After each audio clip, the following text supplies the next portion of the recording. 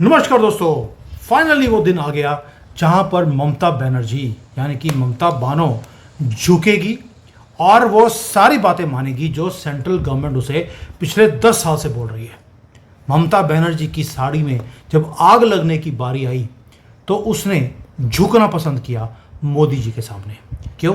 क्योंकि national security का मामला था। हमारे बॉर्डर के ऊपर जो इन्फिल्ट्रेशन हो रही है उससे उसके स्टेट को टेक ओवर करने की बातें बांग्लादेश के लोगों ने भारत में बैठे हुए करनी शुरू कर दी और बांग्लादेशी मंत्रियों ने भी बोलना शुरू कर दिया कि अब ममता बनर्जी को हम अगवा कर सकते हैं, यानी कि स्टेट को हम अब अपने कब्जे में कर सकते हैं। दोस्तों, आपको मालूम है कि जो इस्लामिस्ट इन्फिल्ट्रेशन है वो बांग्लादेश से अनअपोज्ड हो रही थी बिकॉज ऑफ ममता बानो। इसीलिए ये नया चैप्टर शुरू हो गया है जहां पर ममता बानो यानी कि मोहम्मद बानो ने झुकना पसंद किया और भारत की सेंट्रल गवर्नमेंट की बात मान ली। आपको मालूम है कि अभी तो पाकिस्तान का जो हमारा अभी ये ऑपरेशन सिंदूर था वो अभी बंद नहीं हुआ है।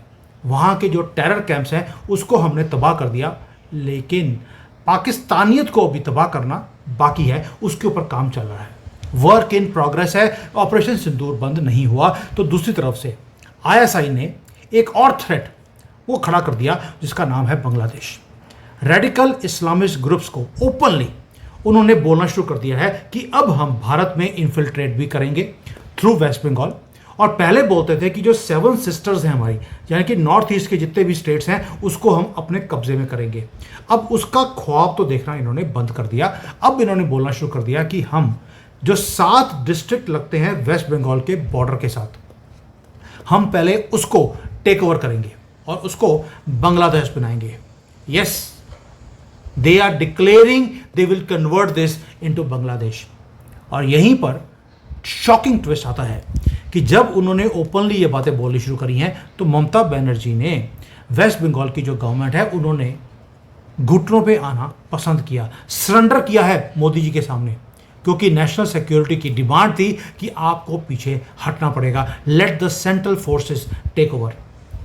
अब देखिए ममता बानर ने किया क्या है।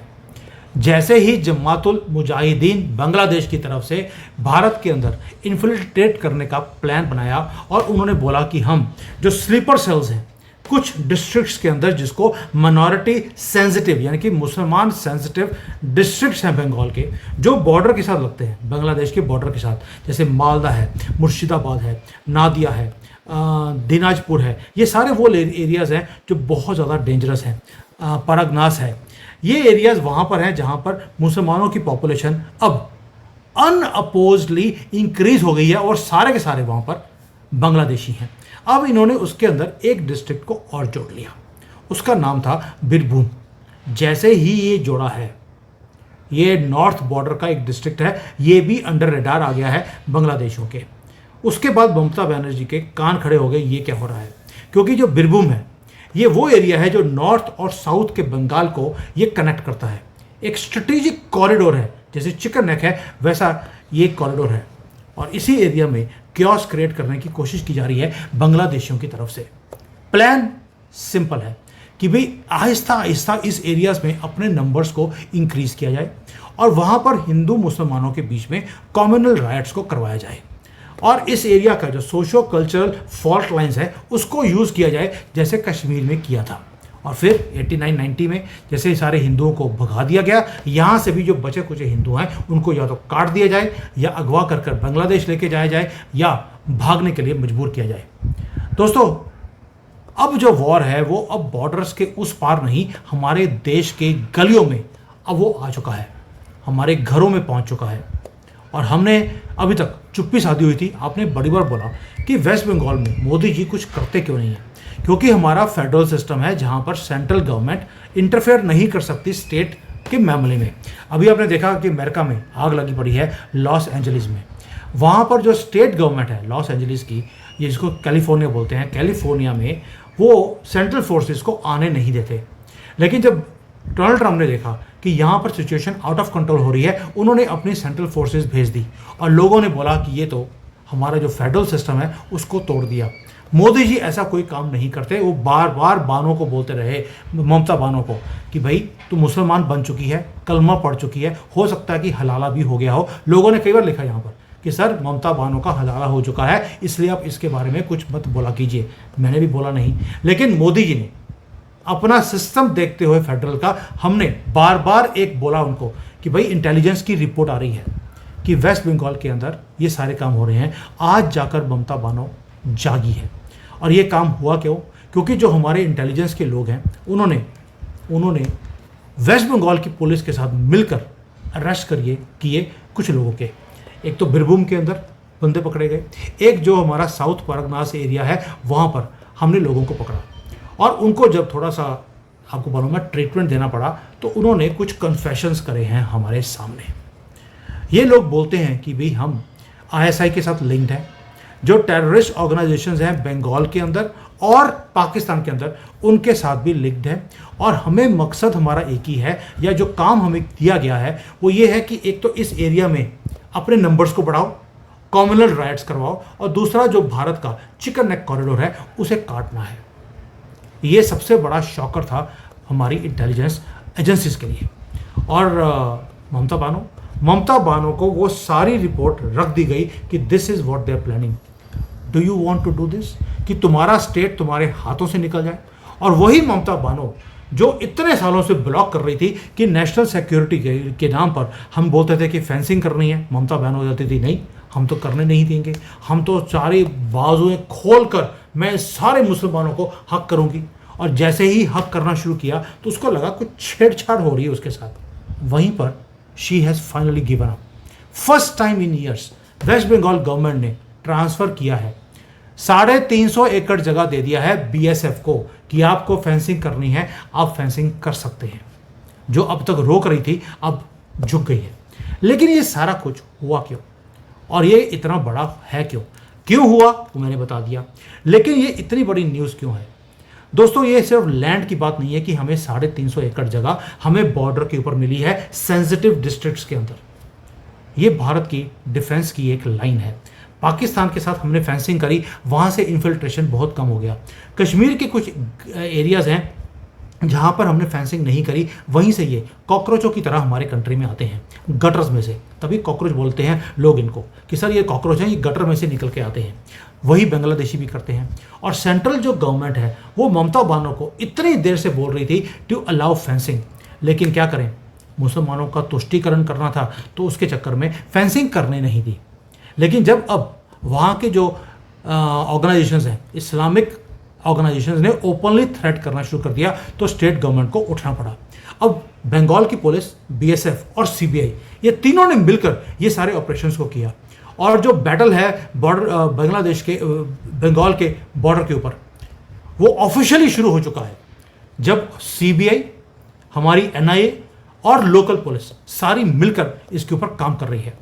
और जो टारगेटेड डिस्ट्रिक्ट्स हैं उनको निकाला गया कि 11 वनरेबल डिस्ट्रिक्ट्स हैं वेस्ट बंगाल के, पहले इनको पकड़ते हैं। कूच बिहार है, बड़ी बार न्यूज़ में आता रहा है, अलीपुर द्वार करके एरिया है, दार्जिलिंग है, इवन की मालदा, मुर्शिदाबाद, नादिया, इवन की परगनास, ये सारे वो एरियाज़ हैं, वो डिस्ट्रिक्ट्स हैं जो सेंसिटिव हैं, भरे पड़े हैं वहाँ पर ये बंदर वाली टोपी वाले लोगों के साथ। इन सबको अब वहाँ पे फेंसिंग कर कर एक एक कर इसको एरियाज़ को खाली किया जाएगा, जैसे असम और नॉर्थ ईस्ट को खाली किया जा रहा है।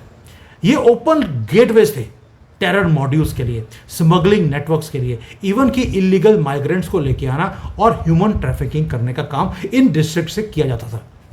ब्लैक मार्केट के जो सिंडिकेट्स हैं वो सारे के सारे फॉरेन एनिमीज के साथ हाथ मिलाकर ये सारे काम करते थे।